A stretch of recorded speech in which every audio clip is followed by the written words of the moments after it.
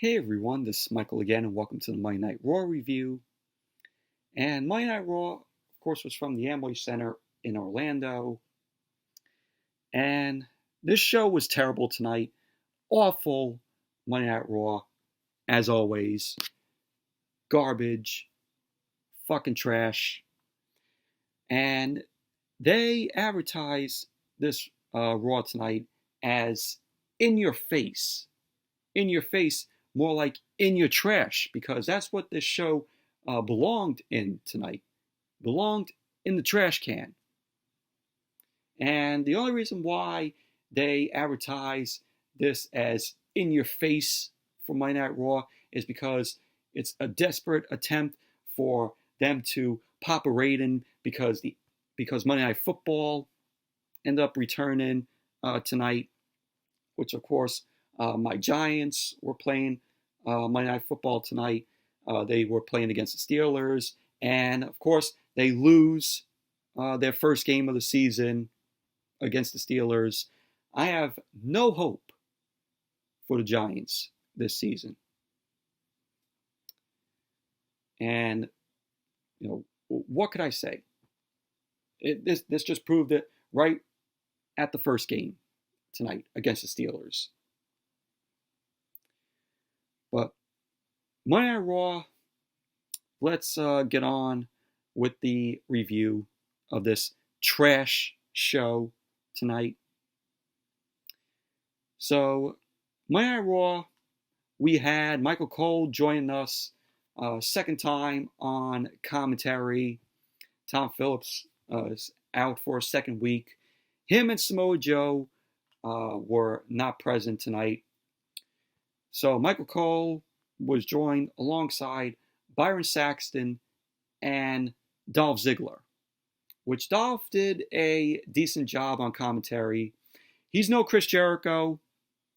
Jericho is great on commentary when he commentates frequently on Dynamite. But Dolph did a decent job. But he was only used for like an hour. And then in the second hour, he got replaced by MVP because Dolph had to go and do Raw Failure Ground, which I'll get to explaining that, but I won't talk about the whole Raw Failure Ground because Raw Failure Ground is a piece of shit. But Monday Night Raw opened up with Drew McIntyre. McIntyre came out in street clothes. We saw the video package with him and Randy Orton from last week where McIntyre ended up delivering the 3 Claymore kicks to Orton. And Orton was out tonight. He wasn't present on Monday Night Raw tonight because he was selling the Claymore kicks that McIntyre ended up delivering him last week. So McIntyre was on the mic, and he ended up saying that Randy Orton should be happy that his head is still attached after he delivered those 3 Claymore kicks to him. McIntyre ended up saying that WWE Medical told him to take some time off. But if he did that, he would have to give up the WWE Championship. And McIntyre ended up telling the medics that, no, he doesn't want to give up the title. He ended up saying one bad hit and he will have to get his jaw wired shut. And that he'd rather leave Monday Night Raw in an ambulance each week rather than give up the title. With that little fact about the ambulance, could an ambulance match be coming? We'll just have to find out when I get to explaining it. So McIntyre ended up telling Orton to get his nurse at the hospital to turn the volume up so he can hear this. He says it's only appropriate that the next time they meet is at Clash of Champions. So he ended up saying that the next time they meet at Clash of Champions, someone leaves in an ambulance. So there you go. McIntyre ended up announcing that him and Orton's match at Clash of Champions should be an ambulance match. So now we saw McIntyre taunting some of his recent victims that he hit the Claymore kick to. He had like a Photoshop image. Like you saw Brock Lesnar, Randy Orton, and they were all lying in like hospital beds. It was a Photoshopped image. So then we had Adam Pearce. Once again, Adam Pearce is getting TV time. And I'm like, is Adam Pearce a yes man for Vince? Where he's just going out every week on Monday Night Raw and on SmackDown. It's like, is he the general manager of both shows? That's what this feels like. So Adam Pearce ended up coming out, and he talks about the seriousness of Orton's status. He ended up saying that Orton may be unable to face McIntyre in any kind of match.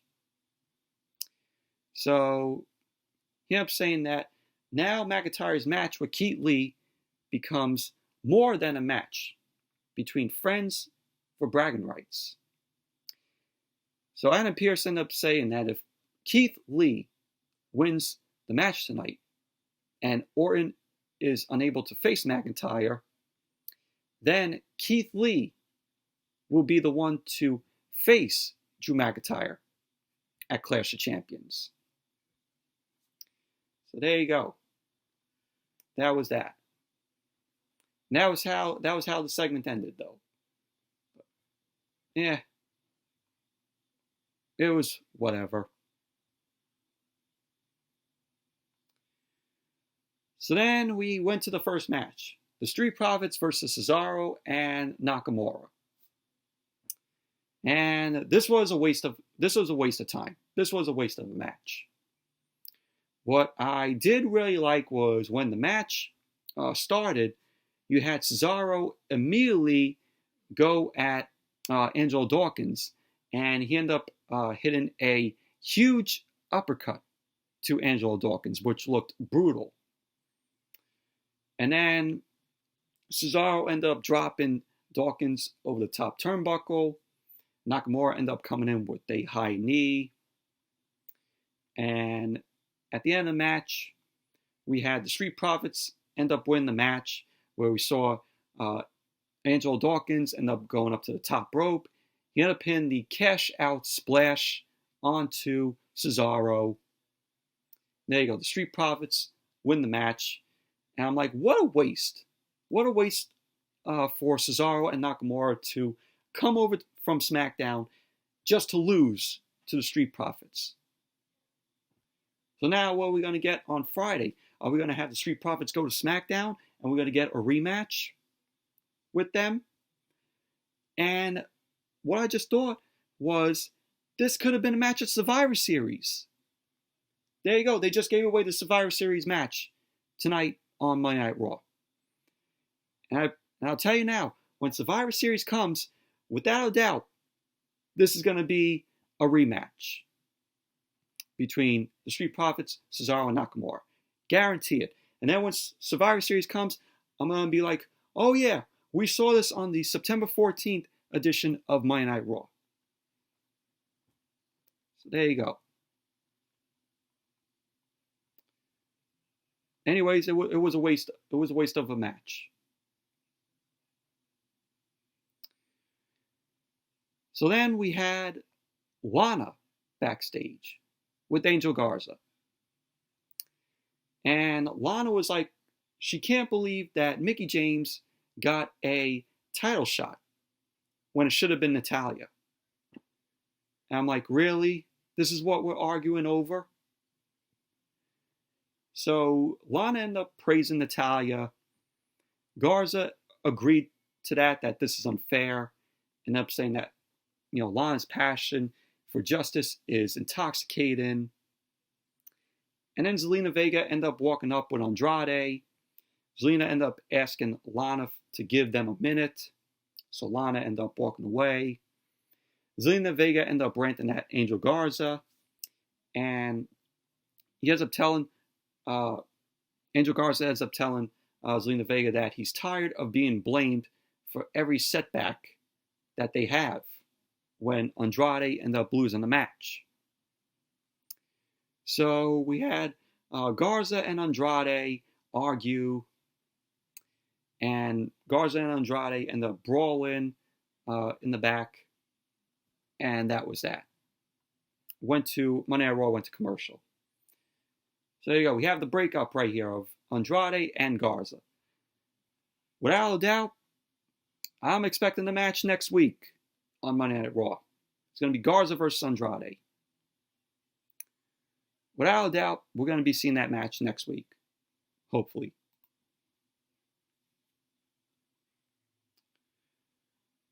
So then we saw Cedric Alexander versus Ricochet. And before the match got on the way, the Hurt Business, Alexandra, MVP, Shelton Benjamin, Bobby Lashley came out. We saw how Cedric ended up joining the Hurt Business last week. And MVP ended up taking the mic.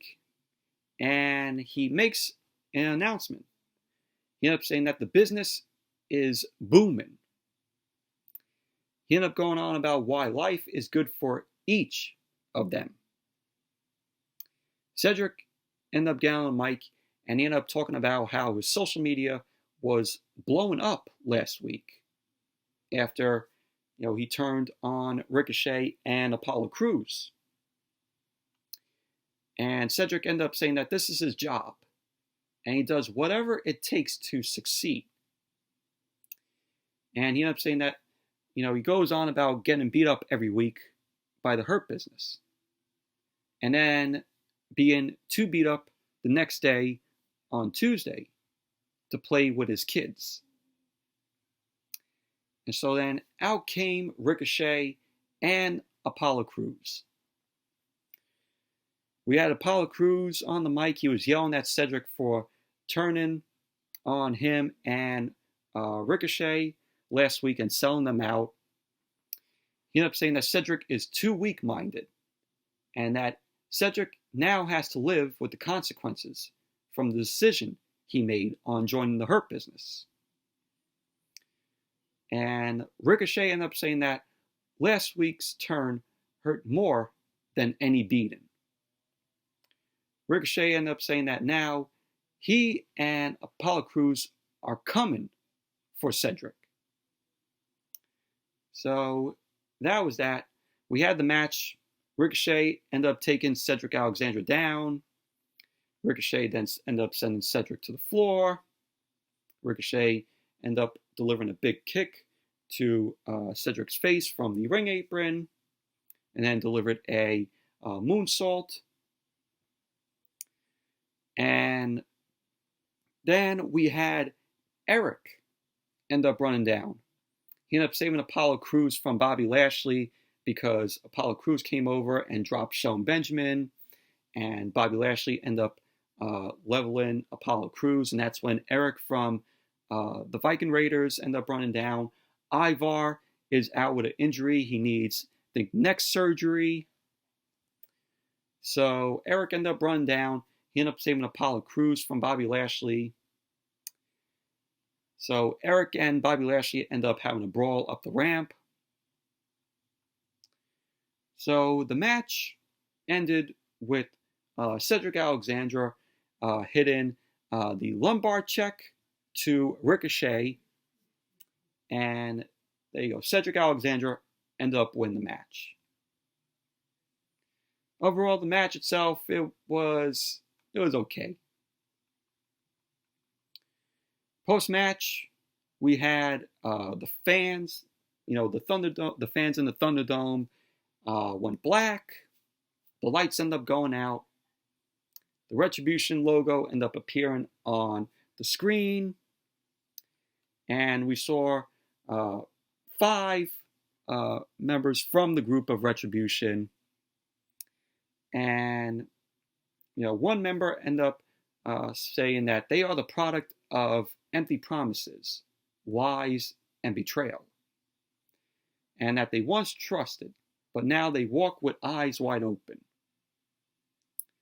So we see this big guy. Of course, it's apparently Dominik Dijakovic because, I said last week, oh, that big guy is Dominik Dijakovic, and Mia Yim was part of there because we saw Mia Yim's, eyes because, we all could tell, how Mia Yim's eyes look.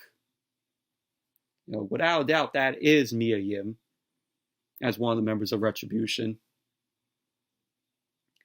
So Dijakovic, we all know that he was speaking.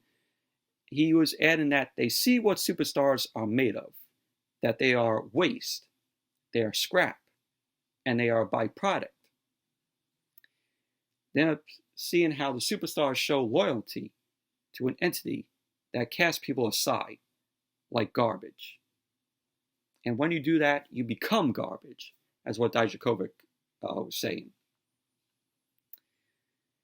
He ended up saying that when you sell your soul to a corrupt machine, you become corrupt. He ended up saying that they once thought their time at the Performance Center would lead to fame and wealth, but now they refuse to suck up to the machine. So they go on and they declare that they are Retribution. So the screen ended up going black. The lights end up returning on in the Amway Center. The fans were back on the LED, rows in the Thunderdome. And that was that. We just saw, MVP, Shelton Benjamin, and Cedric Alexander still in the ring. We had this edited crowd boos. And then it went to commercial. Monday Night Raw went to commercial. But apparently, somebody on Reddit with Retribution, from what I heard, somebody on Reddit actually edited in, I guess, the voices, the real voices in Retribution. And one of them, of course, was Dijakovic. And you could tell by, his voice. I think you could search it up here on YouTube, or you could go find it on Reddit. But somebody did something where they took the Retribution promo from last week, and they, I guess, synchronize who the real voices are. So you could go check that out. You could find it. But one of the voices was Dijakovic. Somebody said that, what's her name, from NXT is part of Retribution. Mercedes Martinez, from what I heard, is rumored to be in Retribution. So that's what I heard, though. But who knows? It's a month already with Retribution, and WWE has still yet to unmask them and reveal who they are. I'm like, how long are you gonna drag this out with not unmasking them? What are we gonna wait till November or December? Are we gonna have them unmask at Survivor Series? Come on, can we unmask one person from this group, please? Or have all them unmasked, please? If they don't do it, like 2 months tops, it's already a failure with this group.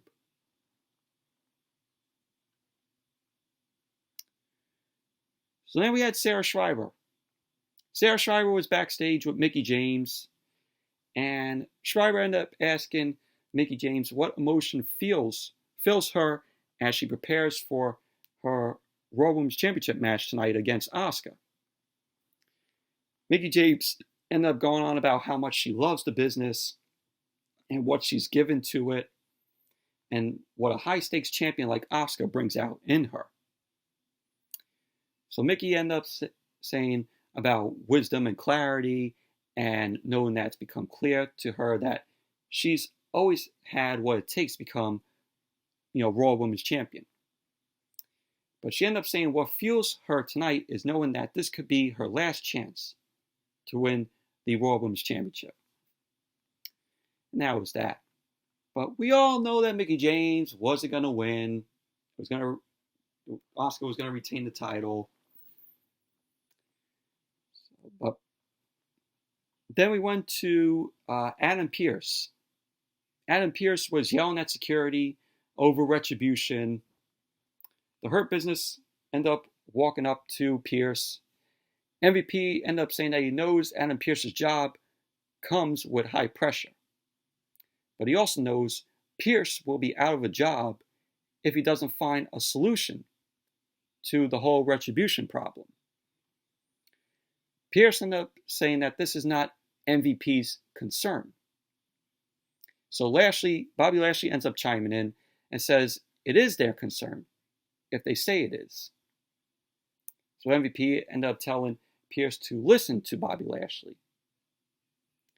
MVP ended up telling Pearce to let them help upgrade his security from boys to men, because the Hurt Business isn't scared of Retribution.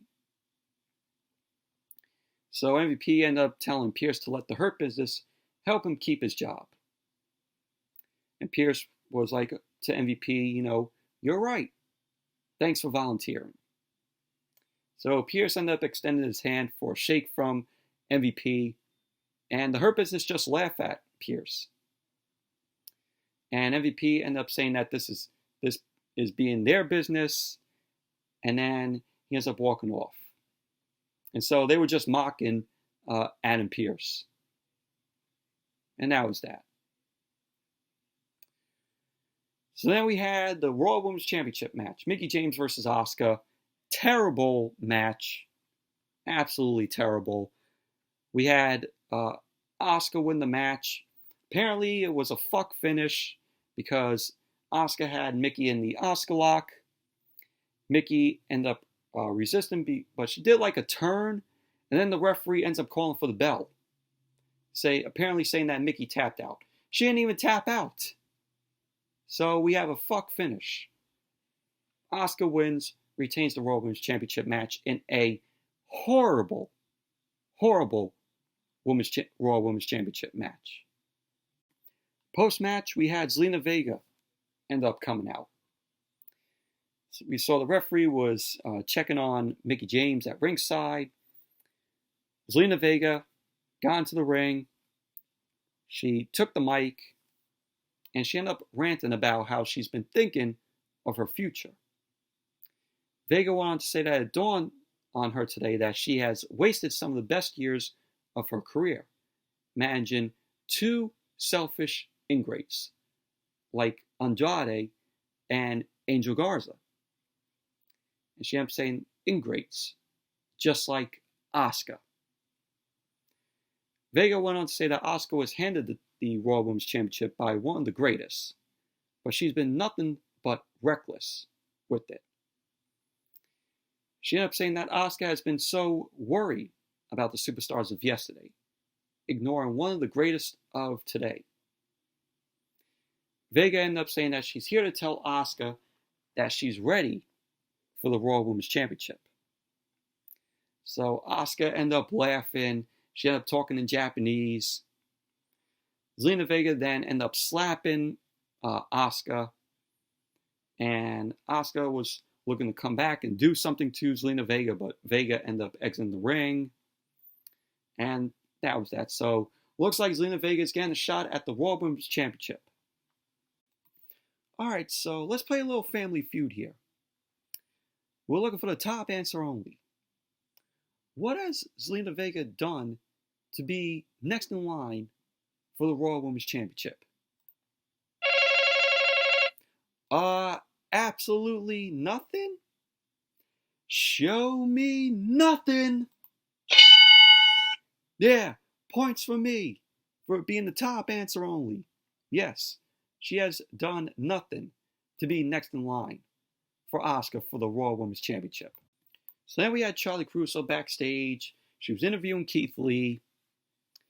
Keith Lee tells Charlie Caruso about his opportunity to face Drew McIntyre and that he's known McIntyre for a long time, and he says he has been honest about possibly having to face each other, just like he's been honest about McIntyre not interfering in his matches. And Lee ended up going on and he ended up saying that he knows McIntyre will do whatever it takes to remain the WWE champion. And he ended up saying that he will do what he must. Keith Lee ended up saying that he will do what he must to become the WWE champion. So Charlie Caruso ended up asking about McIntyre's jaw injury. And Keith Lee ended up saying that he doesn't want to take advantage of an injury that his friend has, but to come here and be WWE champion. He ended up saying that he will do what he must. And then he walked away. And that was that. Then we have Bobby Lashley versus Erik of the Viking Raiders. And this was just a short match. This was a quick match. Bobby Lashley ended up winning, ended up hitting the Hurt Lock on Erik. That was that. Bobby Lashley ended up winning. Moving on. Kevin Owens was backstage with Sarah Schreiber. Sarah Schreiber ended up asking Owens why he thinks Aleister Black developed a vendetta against him. Owens ended up saying to Sarah Schreiber about how there could be several reasons why Aleister Black has a vendetta against him. And Owens ended up taking shots at Aleister Black, ended up saying that he doesn't care about why and then just how he's going to inflict enough pain on Aleister tonight to feel like they are uneven, to make sure Black doesn't just walk. He runs to his hiding spot, and that he's going to give a beating that reminds Aleister Black what happens when you pick a fight with Owens. And Owens wasn't really worried about any of those things. And then Aleister Black ended up appearing. He ended up staring Kevin Owens down as Kevin Owens was walking away. Aleister Black still had the eye covering on him. So that was that. And we saw Kevin Owens versus Aleister Black once again later on in the night. I'm like, why are we seeing this again when we saw it on Raw Failure Ground last week? Once again, WWE just taking something from their script from last week's Raw, copying and pasting it to this week's script. Only it's not on Raw Failure Ground. That's the only thing different. So then we had Raw Failure Ground. Shane McMahon was backstage with Raw Failure Ground security. Braun Strowman ended up appearing on Raw Failure Ground for what reason, I don't know, since he's a SmackDown guy. So I'm like, yeah, Braun Strowman loses the Universal Championship and he goes to Raw Failure Ground to fight people, to fight guys there. And that was what we saw. Braun Strowman ended up slamming Dolph Ziggler there. So it was whatever. So then we saw Seth Rollins backstage with Buddy Murphy. Buddy Murphy ended up knocking on Seth Rollins' door. And Rollins ended up telling Buddy Murphy to come in. Seth ended up telling Buddy Murphy that he's been looking all over for him. And Murphy ended up bringing up what the Mysterio family did to him last week. And Rollins ends up getting it. Rollins ended up saying that forgiveness is part of the process, but it's all in the past. He ended up saying that the steel cage match tonight against Dominik is the perfect opportunity for them to teach Dominik and the world a lesson. So Rollins ended up asking Murphy if he's prepared for his role. He says he has something very important for Buddy Murphy to do, and that he needs him to be ready. So Rollins ended up asking Murphy if he's ready. And Murphy ended up saying that he is ready. Rollins then ends up smacking Murphy and then grabs him by his face. Rollins ended up saying that Murphy's role is to stay in the back, so he doesn't have to deal with any of Murphy's stupid mistakes. So Rollins was like to Murphy, "Do you understand me?" Murphy ends up replying, "Yes, sir," to Seth Rollins. Rollins then ends up smacking Buddy Murphy once again. Rollins ends up grabbing him by his face, starts bullying Buddy Murphy, and then he walked off. So that was that. And then we saw R-Truth was backstage. This was an advertisement for a Kit Kat, for the Kit Kat bar. He was threatening to break the Kit Kat bar. Liv Morgan ended up walking up, and she ends up helping R-Truth break the Kit Kat bar. That was that. So we literally had an advertisement for Kit Kat from R-Truth and Liv Morgan. And then we had the commentators end up talking about how Mandy Rose has been traded to Monday Night Raw from SmackDown. And that was all thanks to The Miz, which it was announced during Talking Smack this past week. So Mandy Rose has been traded to Monday Night Raw. And this, I guess, was part of the angle with Mandy Rose and Otis, and, The Miz and John Morrison. And Miz then announced on Talking Smack that Mandy Rose has been traded to Monday Night Raw from SmackDown. I guess for them to get Mandy Rose away from Otis. In a way for The Miz and John Morrison to get Mandy away from Otis. And for them to beat up on Otis. And they want so bad to take the Money in the Bank briefcase away from Otis. So that was all part of the Miz's plan. So then we had the steel cage match between Dominik and Seth Rollins. So Charlie Caruso was backstage with the Mysterio family. Dominik ended up saying that he can't back down from any challenges if he wants to follow in his father's footsteps, even if it's Seth Rollins in a cage. Rey Mysterio then ended up talking about how he and Angie, his wife, are more worried for their son. He ends up mentioning that they will be at ringside to support Dominik. Rey ended up saying that the real question is, should Seth Rollins be worried about Dominik? So Dominik ended up making his way to the cage along with his family right behind him.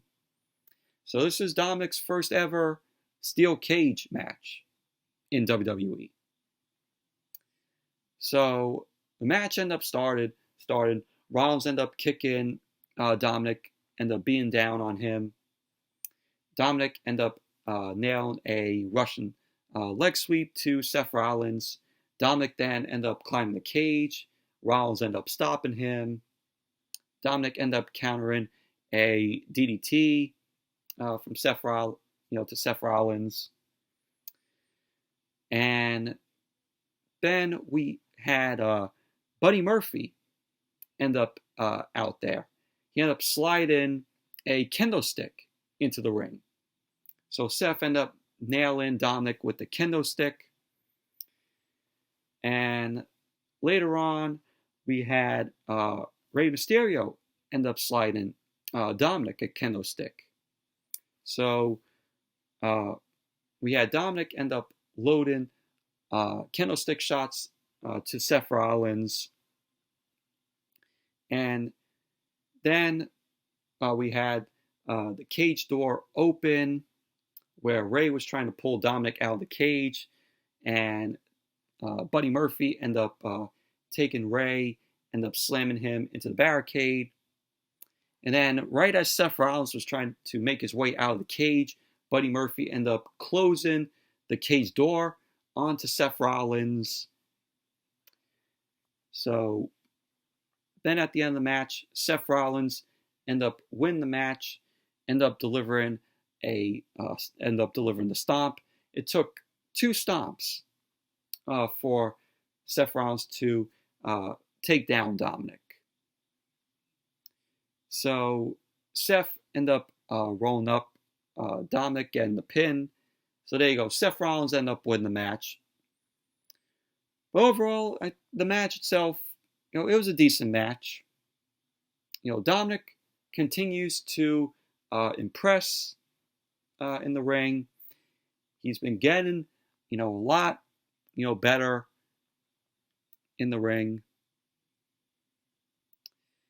So post-match, you had Buddy Murphy end up opening the cage door. Rollins ended up making his way out of the cage with the kendo stick in his hand. Rollins ended up looking at Buddy Murphy. Rollins then dropped the kendo stick, and he grabbed Buddy Murphy by his cheeks. And Rollins had a few words for Buddy Murphy. Rollins then ended up kissing Buddy Murphy on his forehead. And then Rollins suddenly slams Buddy Murphy into the barricade, ends up dropping Buddy Murphy by slamming the cage door in Buddy Murphy's face.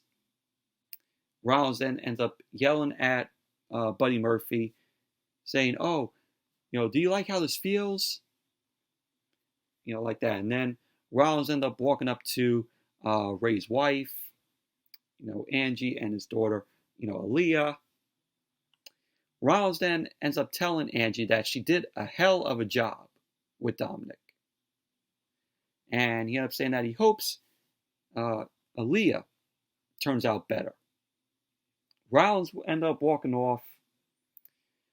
The Mysterio family ended up entering the ring to check on Dominik.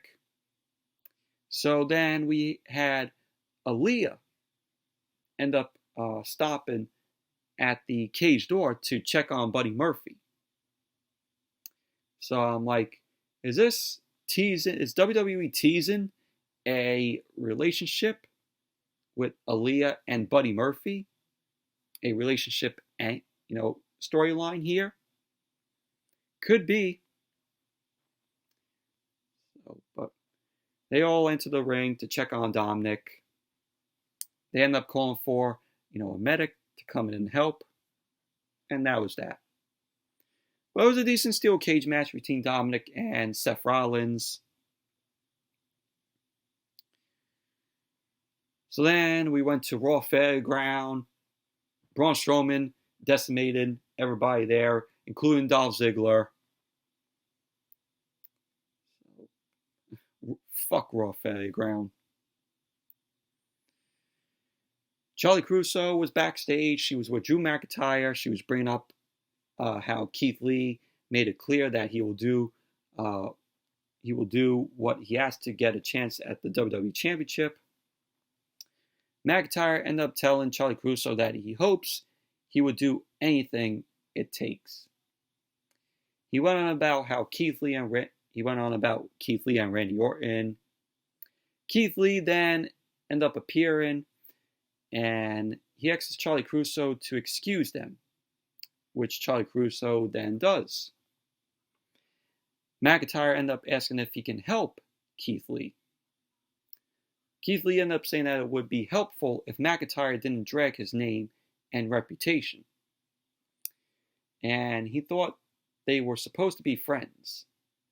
McIntyre ended up saying that they are friends and that Keith Lee shouldn't be spinning his words. So Keith Lee ended up saying that McIntyre seems a little concerned that Keith Lee may beat him later on tonight. And then again at Clash of Champions. So McIntyre ended up mocking Keith Lee, ended up saying that he doesn't get concerned about nothing, and that he's certainly not afraid. So then McIntyre ends up hitting Keith Lee in the mouth, and they end up brawling. And they were brawling in the ring that McIntyre ended up laying Randy Orton out with the third Claymore kick. So they end up started brawling. McIntyre ended up sending Keith Lee into a bathroom door. Keith Lee ends up Irish whipping McIntyre, sending McIntyre into a production cart. So officials end up coming in. Of course, Adam Pearce was there for them to break up the brawl between McIntyre and Keith Lee. So now is that. We went back to Raw Fairground. Titus O'Neil got stopped by Shane's security and that he wants to get in. So Strowman, of course, was still dominating, and Strowman ended up taking Titus O'Neil down. That was that.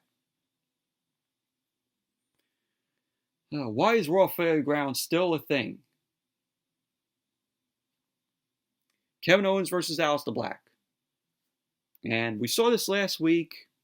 Once again, WWE, like I said, just taking something that we saw last week, even though it's not Raw, even though we saw this on Raw Fairground with Kevin Owens and Aleister Black, last week, WWE just copied and pasted something from last week onto this week's script. Kevin Owens got the win. Kevin Owens ended up hitting the stunner to Aleister Black. And that was that.